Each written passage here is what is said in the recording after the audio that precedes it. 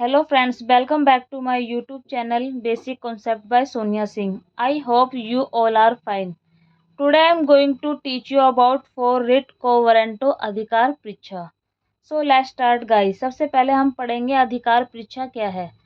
Notes को पढ़ने से पहले मैं आपको शॉर्ट में डिस्क्राइब करूंगी कि ये रिट क्यों और कब जारी की जाती है. तो दोस्तों, जब भी कोई व्यक्ति किसी सरकारी कार्यालय में किसी पद पर बैठा होता है तो वो भी अवैध रूप से, तो ऐसे में सुप्रीम कोर्ट और हाई कोर्ट इस रिट के माध्यम से ये जानने का प्रयास करेगी कि आप किस अधिकार से उस पद पर बैठे हैं, और जांच के दौरान अगर ये पाया जाता है कि वह व्यक्ति उस पद पर अवैध रूप से बैठा हुआ है, तो ऐसे में सुप्रीम कोर्ट और हाई कोर्ट इस रिट के माध्यम से उससे पद से पद मुक्त करने का आदेश दे सकती है. इसी के बारे में हम पढ़ेंगे विद एग्जाम्पल. तो स्टार्ट करते हैं गाइस. अधिकार परीक्षा क्या है? यह रिट एक लिखित औपचारिक ऑर्डर है जिसे किसी प्राधिकृत संस्था द्वारा जारी किया जाता है. इसको कौन जारी करेगी? प्राधिकृत संस्था. और वो संस्था कौन सी है हमारे देश में? हाई कोर्ट और सुप्रीम कोर्ट. रिट मूलतः 5 प्रकार की होती है. उन्हीं में से एक है अधिकार परीक्षा को वारंटो. अधिकार परीक्षा एक वारंट रिट है. इसका शाब्दिक अर्थ है आपका क्या अधिकार है. यह रिट किसी ऐसे व्यक्ति के विरुद्ध जारी की जाती है जो किसी सार्वजनिक कार्यालय में किसी पद पर अवैध तरीके से आसीन होता है. दोस्तों, ये रिट जब जारी की जाती है, जैसा कि मैंने आपको पहले ही बताया है, कि जब कोई व्यक्ति किसी सार्वजनिक कार्यालय में किसी पद पर अवैध तरीके से आसीन हो.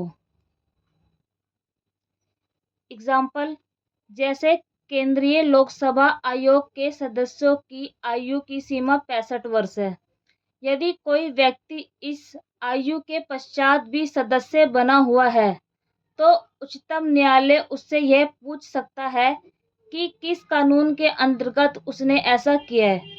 दोस्तों, जैसे कि केंद्रीय लोकसभा आयोग के सदस्यों की आयु की सीमा 65 वर्ष है, लेकिन 65 वर्ष पूरा होने के पश्चात भी वह व्यक्ति उस सदस्यता को हासिल किए हुए है, उस पद पर आसीन है, तो उच्चतम न्यायालय उससे पूछ सकता है कि किस कानून के अंतर्गत उसने ऐसा किया है, और उसे अधिकार है कि आवश्यक समझने पर वह उस व्यक्ति को पदमुक्त करने का आदेश दे सकता है.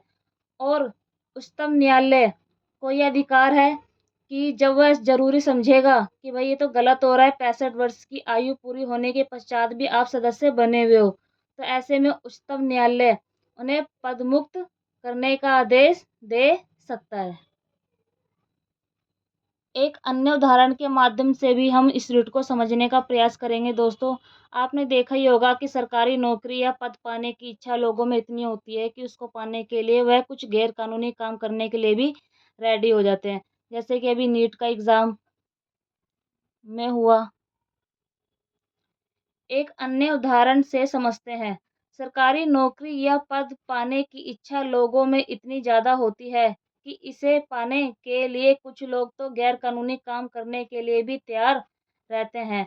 तो ऐसे ही लोगों के खिलाफ एक वारंट जारी किया जाता है जिसे क्या बोलते हैं? अधिकार परीक्षा.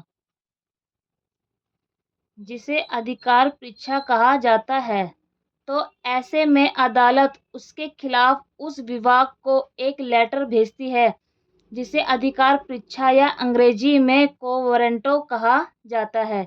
इसके तहत अदालत यह पूछती है कि वो उस पद पर किस आधार पर काम कर रहा है, कब परीक्षा पास किया, कितने नंबर आए आदि. इस तरह की जानकारी मांगते हैं. अगर किसी ने फर्जी तरीके से नौकरी प्राप्त की होती है तो उसे नौकरी से निरस्त कर दिया जाता है. यह एक प्रकार की कानूनी कार्रवाई है जिसका उपयोग यह निर्धारित करने के लिए किया जाता है कि किसी विशिष्ट व्यक्ति के पास उस सार्वजनिक कार्यालय में काम करने का कानूनी अधिकार है या नहीं. दोस्तों, अगर कोई व्यक्ति किसी सरकारी पद पर अवैध रूप से बैठा हुआ है तो अदालत उस विभाग को एक लेटर भेजती है और ये जानने का प्रयास करती है कि जो व्यक्ति उस पद पर बैठा है उसने कब परीक्षा पास पास की, कितने नंबर आए, इस तरह की जानकारी एकत्रित करती है। और अगर पाया जाता है कि वह व्यक्ति फर्जी तरीके से नौकरी प्राप्त किए हुए है तो वह उस नौकरी से उसको निरस्त कर देती है। इसे बोलते हैं हम क्यू वारंटो, कि आप किस अधिकार से उस पद को ग्रहण किए हुए हैं। आई होप आपको आज की क्लास समझ में आई होगी।